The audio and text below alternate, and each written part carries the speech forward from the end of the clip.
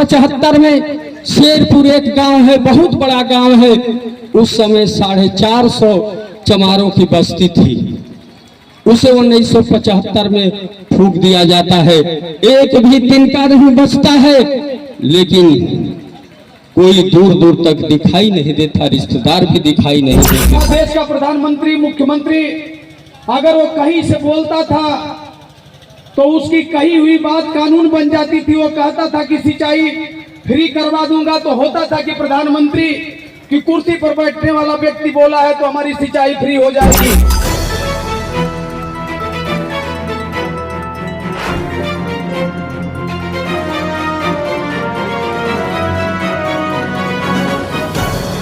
है कि मैं 100 दिन में महंगाई को कम करूंगा, किसानों की आय दोगुना करूंगा, नौजवानों को 2 करोड़ नौकरी दूंगा और हमारे समाज के लोग बहकने का काम किए।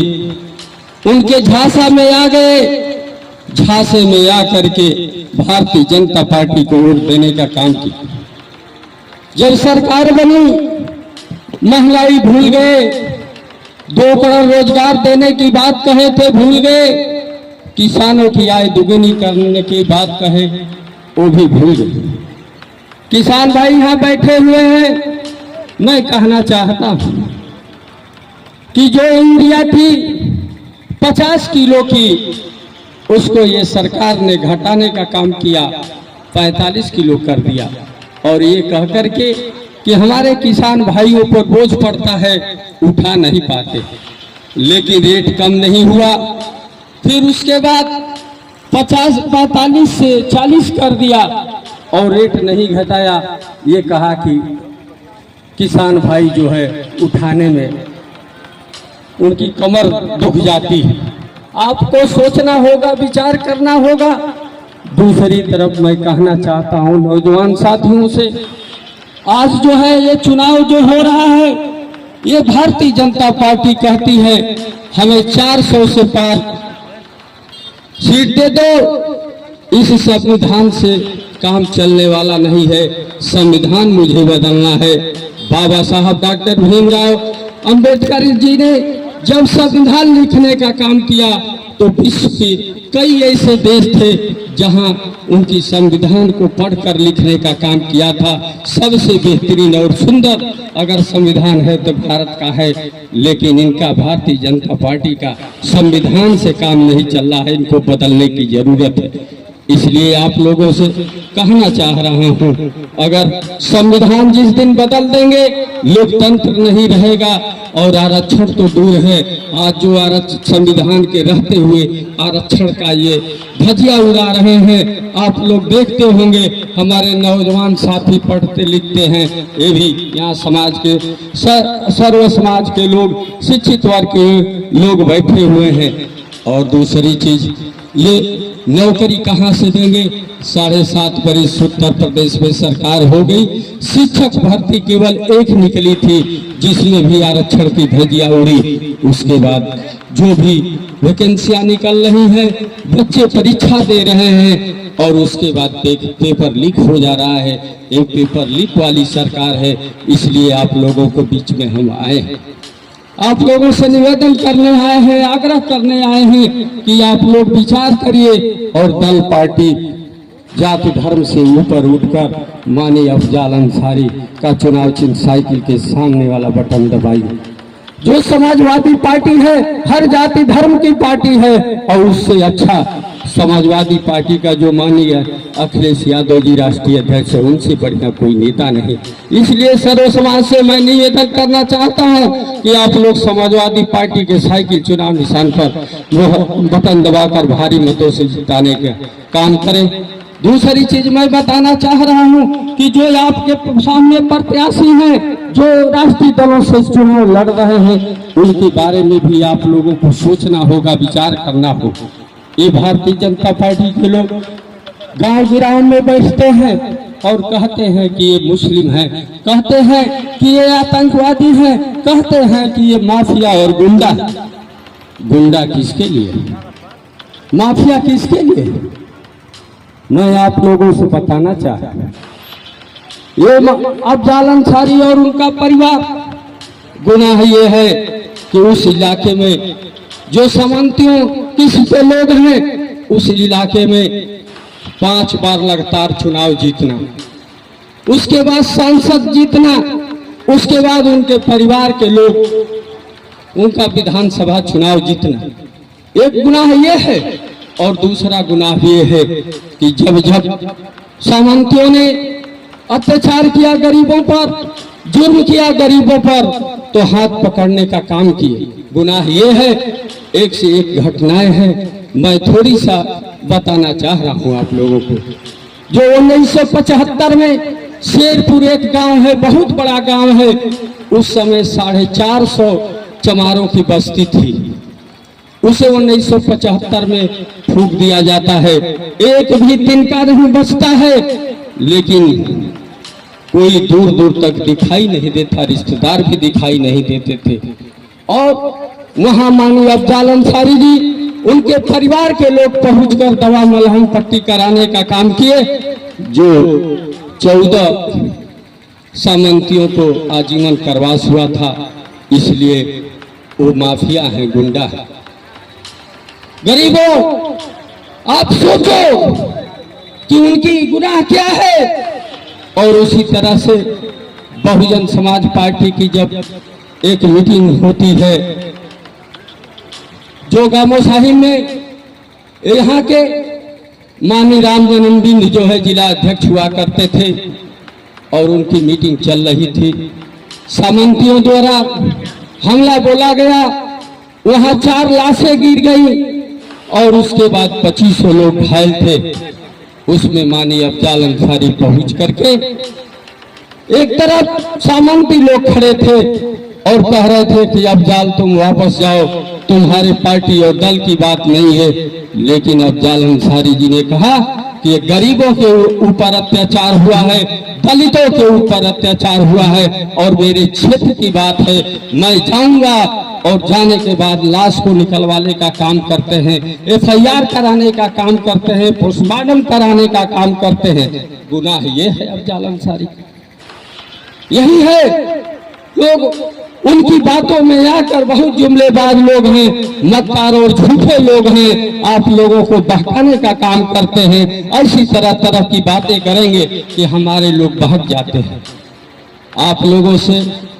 और क्या कहूं, महंगाई और भ्रष्टाचार बेरोजगारी के सवाल पर आप लोगों को हमारे नेता बताएंगे। और जो आप लोगों ने स्थिति देखा है, जब संविधान हमारा नहीं रहेगा तो वही 100 बरस पहले वाली हाल होगी। कोई स्वतंत्र व्यक्ति नहीं रह जाएगा, हुकूमत अंग्रेजों की तरह होगा। इसलिए आप लोगों के बीच में मैं आकर निवेदन और आग्रह कर रहा हूं कि आप समाजवादी पार्टी के इंडिया गठबंधन के प्रत्याशी माननीय अफजाल अंसारी चुनाव चिन्ह साइकिल के सामने वाला बटन दबाकर भारी मतों से जिताने का काम करें। अधिक कुछ न कहते हुए हमारे जिला अध्यक्ष हैं, तब तक सांसद जी आए जाएंगे, उनकी बातों को विधिवत सुनने का काम करेंगे। यही से अपनी वाणी को है कि हम किसे विजयी बनावें, तो दोनों लोगों से आपको सवाल करना पड़ेगा। आप पूछिए कि आपके पास क्या योजना है, आपको हम क्यों वोट दें, आप किस मैनिफेस्टो को लेकर आए हैं, आपका चुनावी घोषणा पत्र क्या है। इंडिया गठबंधन से आप ये बात कर सकते हैं, और जो सत्ताधारी हैं उनसे पूछ सकते हैं कि 10 सालों में आम जनता के लिए, किसान के लिए, नौजवान के लिए किसी एक बात पर आप चर्चा करिए कि आपने क्या किया।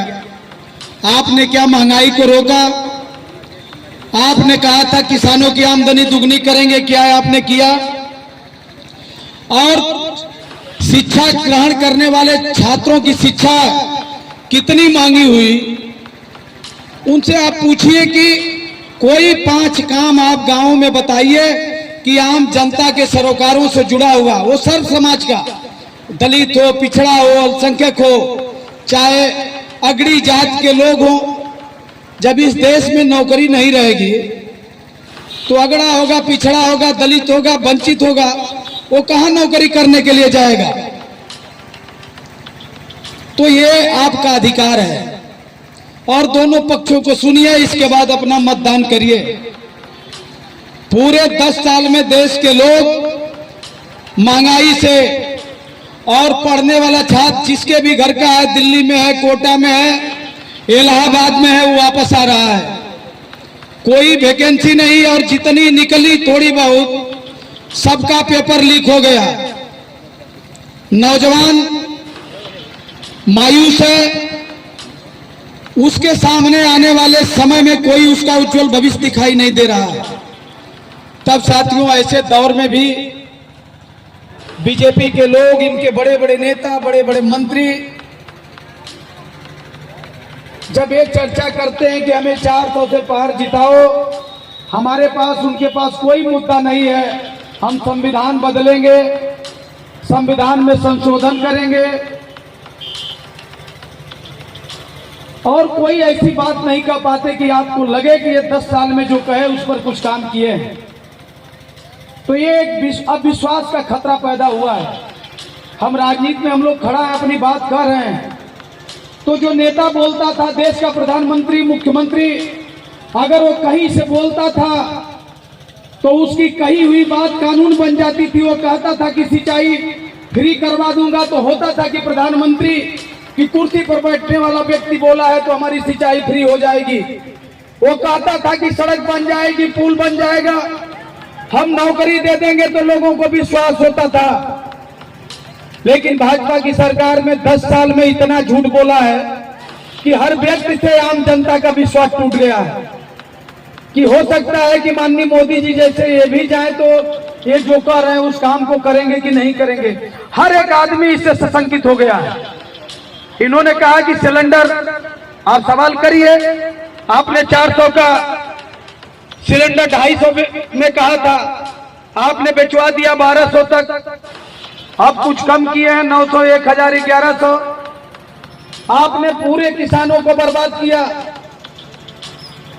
आपने खाद की बोरी, हमारे साथी बोल रहे थे, बिजली के क्षेत्र में इन्होंने कोई विद्युत उत्पादन नहीं किया, लेकिन विद्युत का इतना रेट बढ़ाया कि आम आदमी भी उससे त्रस्त है। गांव में रहने वाले लोग, झुग्गी झोपड़ी में रहने वाले लोग इनकी सारी योजनाओं से परेशान है। नमक से लेकर माचिस से लेकर जो आपकी जितनी भी सामानें आवश्यक हैं सब मांगी हुई है। चुनाव चिन्ह साइकिल है, इंडिया गठबंधन के प्रत्याशी हैं, हम लोग इनके पक्ष में, और इसलिए कर रहे हैं कि जब ये जीत कर जाएंगे, सत्ता में बैठे लोगों ने कुछ काम नहीं किया तो इनके जाने से शिक्षा फ्री होगी।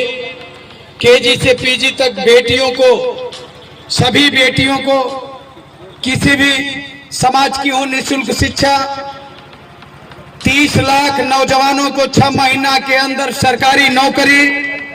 अग्निवीर योजना को समाप्त करने की बात इंडिया गठबंधन के घोषणा पत्र में है। किसानों को 5000 रुपया प्रतिमाह पेंशन, श्रमिक मजदूरों को 5000 रुपया प्रतिमाह पेंशन, और गरीब परिवार की महिलाओं को 3000 रुपया पेंशन। सिंचाई फ्री पूरे देश के अंदर। किसान आयोग का गठन, किसानों का कर्जा माफ। इंडिया गठबंधन ने बहुत मजबूत मन बनाकर अपने घोषणा पत्र को आपके बीच में रखने का काम किया है। जो आम जनता के सवालों से, आपके जो दुख तकलीफ है, आपकी महंगाई, बेरोजगारी, आपकी समस्याओं को नजदीक से देखते हुए अपने घोषणा पत्र को रखने का काम किया है कि आप मौका देंगे अगर साइकिल की बटन दबाने का काम करेंगे।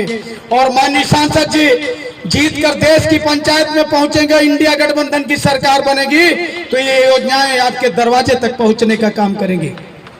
और एक तरफ वो सरकार जिसने आपके विश्वास को तोड़ा, लूट, भ्रष्टाचार अपने चरम सीमा पर पहुंच गया।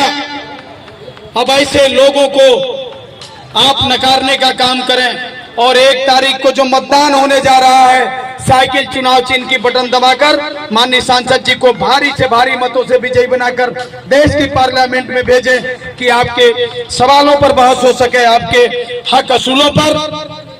और ये चुनाव आपका देश के लोकतंत्र और संविधान को बचाने के लिए है। और लोकतंत्र संविधान को बचाने के लिए सर्व समाज के लोग दल पार्टी से ऊपर उठकर इस बार मतदान करने का काम करें। इन्हीं